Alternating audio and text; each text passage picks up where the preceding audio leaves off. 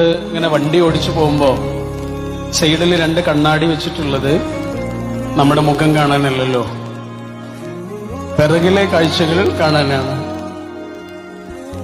എന്തിനാണ് മുന്നിലേക്ക് പോകുന്ന ഒരാൾ പിറകിലെ കാഴ്ചകൾ കാണുന്നത്? മുന്നിലേക്ക് പോകുന്ന ഒരാൾ മുന്നിലെ കാഴ്ചകളല്ലേ കാണേണ്ടത്?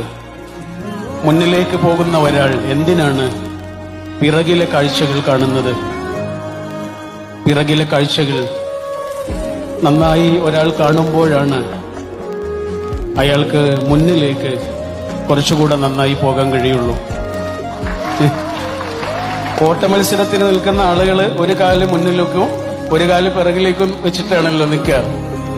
ഈ മുന്നിലേക്ക് ഓടാൻ നിൽക്കുന്ന ഒരാൾ എന്തിനാണ് പിറകിലേക്കൊരു കാല് വെച്ചത്? പിറകിലേക്കൊരു തള്ളു തള്ളിയിട്ടാണ് അയാൾ മുന്നിലേക്ക് ഓടുന്നത്.